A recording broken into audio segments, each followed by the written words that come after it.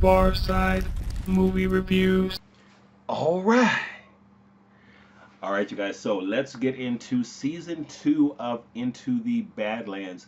Guys, if you need to catch up, I did do a synopsis of season 1. You can go back and check that out. It's not really a spoiler, so I did that on purpose because I feel like I don't want you just to look at a summation if that's all you've seen. So really the purpose of that video was to kind of really talk about the structure of the show in season 1 and who the major players were and kind of different elements that make it interesting. And I talked about one thing that I really think has really locked this show in for me. One of the reasons that I really enjoy it. One of the reasons that I'm doing this now. This is the first time I've ever done a series where we're going to talk about show by show. So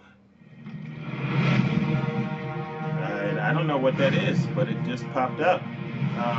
Something's playing. Oh wow. Okay. So let's turn that off completely. And all right, and we'll get back to it. So I've never done anything like this before, so I'm not really sure about the format. Honestly, you guys, the whole goal is really just to have some discussion about Into the Badlands if you're into it. And hopefully, enough of what I say here will make you intrigued enough to get into it because I'd really like to build some community around this show because it really is that interesting to me.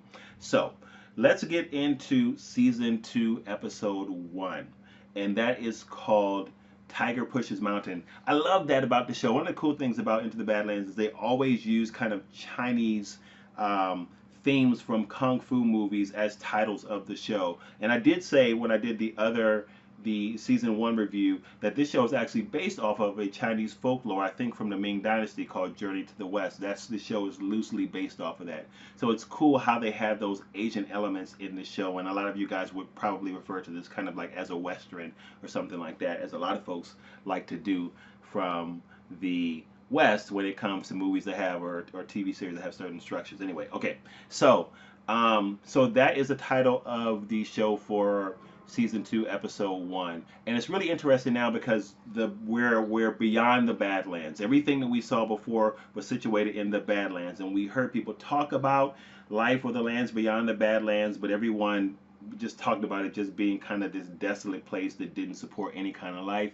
But now we are beyond the Badlands, and that's where the show opens. We find Sonny in some kind of workforce camp or something like that. He's walking in single file, his hands and his heads are locked, and they're going to some place that looks almost like some type of excavation camp or something like that. Now, what I did find out about that that's interesting is when you look at that, you think, oh, it kind of looks like a mine. So you get the idea that they're kind of panning for something precious metals or something like that. They're not. What that is actually is a city. Sorry about that, you guys. That's my phone. Is a city that has been completely buried by the devastation of war on the land. So what these guys are actually excavating are just relics from the past, but they have precious value because they are just that. They're memories from a time long gone. And that's what's happening here. So it's fascinating that they've kind of weaved in that element in, right? So that they are kind of looking back at the past and kind of reminiscing or remembering what things were like, as now the future is very different from what they remember before the war. So that's where Sonny finds himself. But you know where he is, you guys. He's like, listen, I got to get back to Vale. I got to get back to Vale and his son. So that's what he's thinking the whole time he's there. So he devises this plan to get out. He meets this guy named Baji, which is a new character this season, who is played by Nick Frost.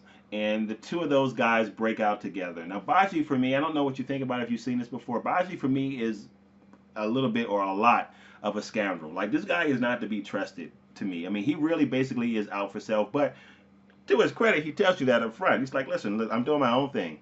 You know, I take advantage of the opportunities that I'm given, and that's what I do. So that's what he did with his relationship with Sonny. When he found out that Sonny was a Clipper, basically he turned the Sonny into I guess I always classify the guy that's kind of running the whole excavating site is kind of like the pit boss. He turns Sonny into the pit boss, and basically he does that to get his freedom and to give the pit boss something of value. Well, it turns out that the pit boss, of course, reneges on what he says. He does not let Baji go. He's like, I'm not letting you go. You're a scoundrel. Why? I mean, I was thinking, why would I trust you? You ratted on your own friend. So when that happens, the two of them actually escape together, and they're headed back to the Badlands because, of course, you know that that's Sonny's mission. But the thing about Baji that's important in season 2, and what I like about him, even though he does seem crooked, he does seem not to be trusted. There is an element of him that's nice, and it feels like Sonny kind of needs the type of person that he is, because despite how he might not be the most honest person, he does come across as knowledgeable. He does come across as someone that has some insight as to how things work, not just in the land beyond the Badlands, but the Badlands as well, because apparently he's been there as well. So he knows a lot of things. He is a valuable asset to Sonny at this point, but he is not to be trusted at the same time. But I don't think you can deny how helpful he is to Sonny thus far. And I do think that he kind of expands Sonny's mind. He kind of gets Sonny to kind of think about some things that probably are important for Sonny to start thinking about. The interesting thing about Sonny is that you know he knows a lot when it comes to combat and things like that, but at the same time you can tell like this is a guy who has a lot to learn. This is a guy who needs to know some things that he doesn't know.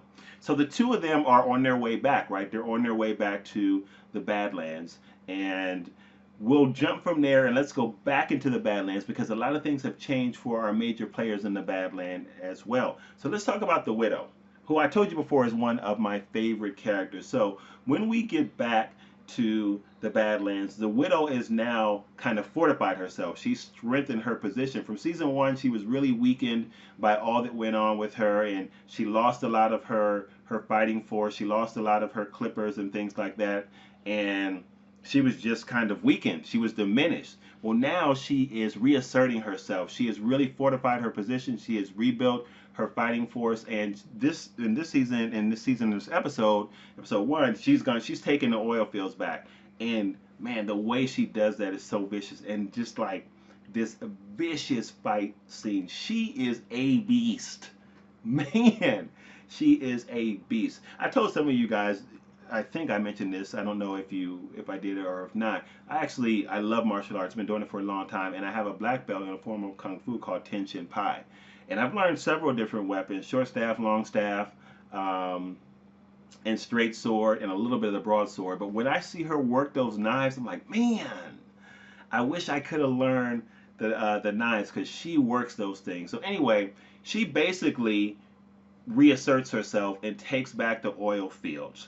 Now, what's happened is the oil fields have actually been taken over by Ryder, who is Quinn's son. And you guys know that Quinn was probably the most feared Baron that there was, because he had the biggest clipper force, and Sonny was a part of that force. But at the end of season 1, Sonny takes him out, basically. Sonny stabs him, right? So Quinn is no more, and Ryder takes over as Baron, and he has taken the poppy fields from the Widow, and he took land from the other Baron. I can't remember his name. It's the guy who played. He's in the Blacklist. What is his name? If you remember him, he also played the. I'm gonna see if I can find him over here. He also played Darwin in, I think it was X-Men First Class. Oh, I can't remember his name. Somebody put his name in the comments, quick!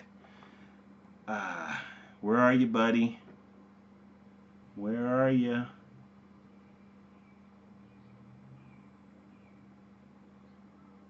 All right, see, because I'm not gonna spend a whole lot of time trying to dig through to find his name, you guys. So if you know it, where are you?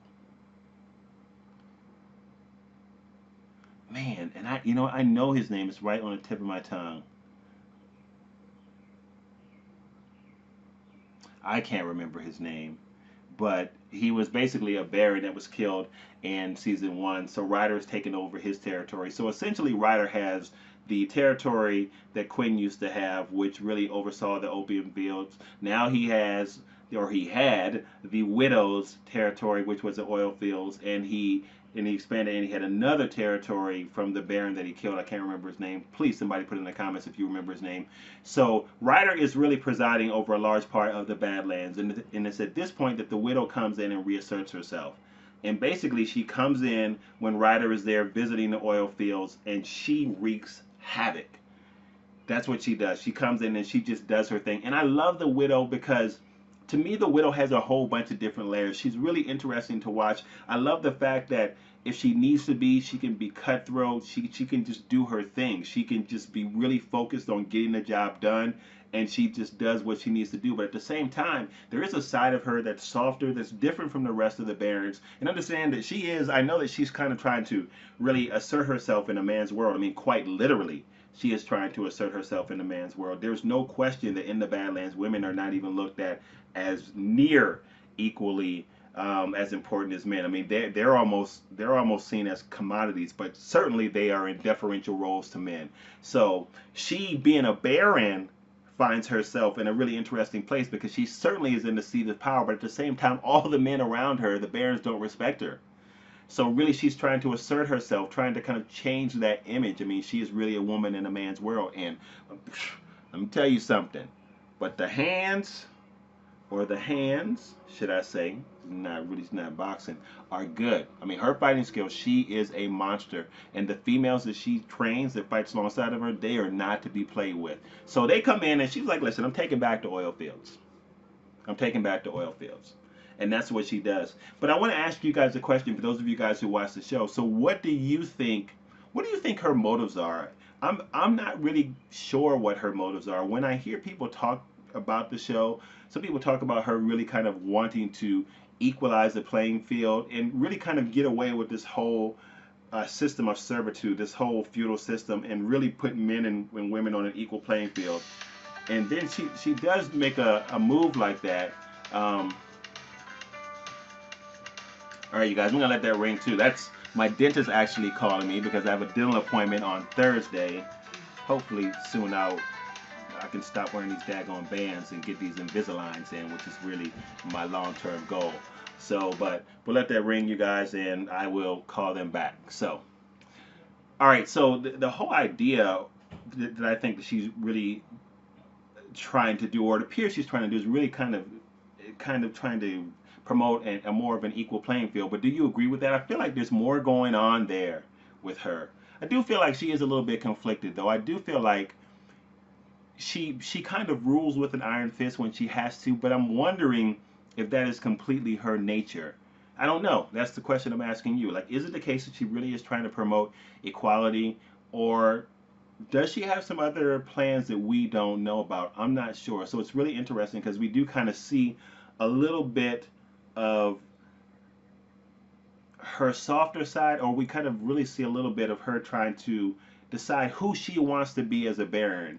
It feels that way, but I'm just not really sure completely of her motives. But if it is the case that it feels the way that it appears, she really is kind of trying to change the paradigm, trying to really equalize things, which brings in Tilda, her daughter. And Tilda knows the vision of the widow, and Tilda's a beast too, but I'm not really sure what's going on with Tilda either. I kind of feel like Tilda really wants to kind of flip the script and really actually make men the objects of servitude if she can. She she starts out to me being a little more timid than her mom, but when we see her in season two, there's something that's different about her. She has changed. I think that she still has allegiance to her mom, but I still think that Tilda has some ambitions of her own that's going on there, and we'll just kind of see how all of that plays out. So that part has been interesting to see as well. And now let's jump to Ryder, who is the new Baron of the Poppy Fields, and he is now the most powerful Baron that there is in the land. Um, so Ryder is interesting because I still feel like Ryder is kind of struggling to find his place. Yes, he has taken over his father's position, and he really does hold the seat of the most powerful. But I still feel like he's really kind of trying to prove himself as Baron. I'm not sure how much he believes in his ability to be Baron. I really still think that he is living in the shadow of the damage that has happened to him by his father Quinn. And if you've seen the series, you know that this guy is so calculating, so manipulative in his thoughts and actions that I'm sure he could jack up any kid's mind. Like, I mean, I feel sorry for his son because I'm sure that he has really jacked his mind up. And to me, Quinn is always bordered on the verge of a little bit of insanity, but yet at the same time having touches, I guess I would say, of genius because of how manipulative he is and how he's able to control people that in some areas are a lot more skilled than him. He does a really, really good job of that. So Ryder's had to deal with all of that, and so I feel like still in this season we kind of see Ryder trying to find his place. And and really kind of trying to navigate who he is, trying to assert himself, but at the same time feeling like he's not really worthy to be the person in the power seat. And then we see Lydia, who is now at his side, and we know from season one that Lydia was kind of playing both lines there. You remember I said that everybody in this season seems to be playing some kind of angle. So in season one, Lydia was really catering to Quinn, and she was actually engaged to be married to Quinn. But as we know, that didn't happen because he got stabbed at the end. So now Lydia is connected to Ryder, and she and Ryder had something going on even when Quinn was alive. And Quinn knew it, but he didn't care because he didn't really respect Ryder anyway. So now the two of them are kind of teamed up together, and they really are running the Badlands as a tandem duel.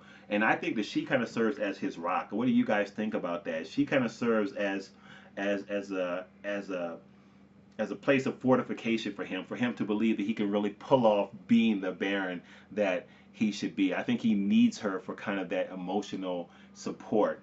So it's interesting to see that relationship as well. But she again, man, very subtle, very believing, but not to be completely trusted. I don't completely trust her. Not really sure what her motivations are either.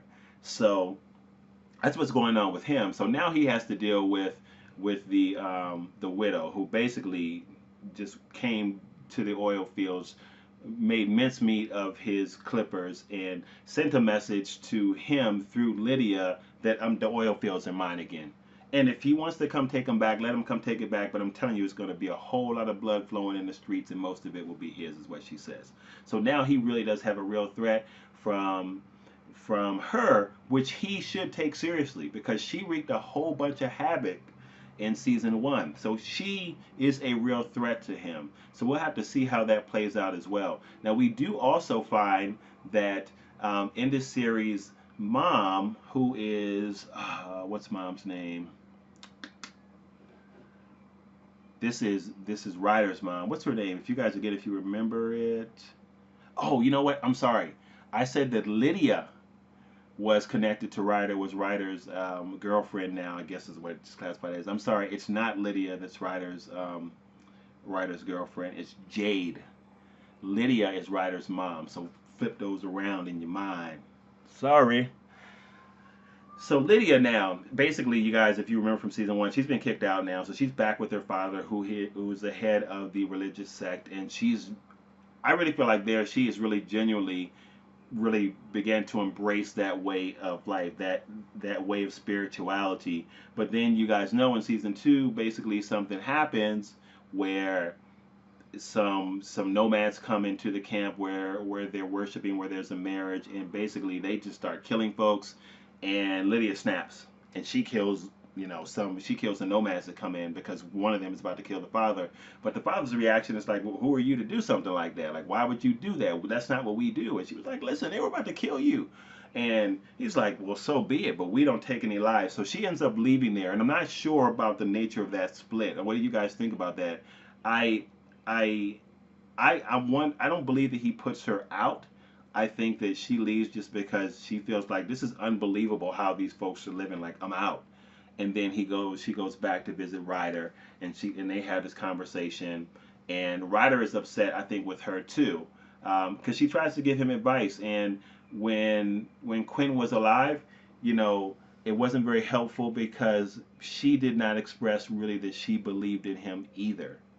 So he doesn't take the advice, and basically he tells her that, listen, I'm sorry that this has happened to you guys. The nomads have come and done this, because she says, listen, when Quinn was alive, he protected us against nomads. He protected your grandfather, and that's where she was, against nomads. And Ryder hasn't been doing that. So because they get to the argument, Ryder's like, listen, I'm not protecting you or grandpa against the nomads. You guys fend for yourself, whatever. And that's just kind of how that whole thing ends. So that relationship is interesting there too. So that almost brings us back around to the end of season one. We'll talk a little bit about MK, who at this point, you guys, is actually training in a monastery, and he's training with other folks that have the same abilities that he has. Now, I kind of like what's going on here, because I do think that two things are happening with MK. I feel like MK is almost like the Darth Vader. of this series where he could kind of go either way. I feel like where he is right now, he wants to learn how to control his power, or his dark chi is what they call it. So he's really kind of learning about all of that. And what's cool about MK now too is like he still has a level of innocence with him, but at the same time you can see kind of like that dividing line with him.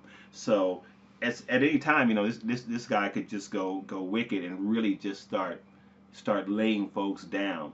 So he's there, he's training now, he's with the other monks, and it's really cool to kind of see him with other folks where everybody has the same ability.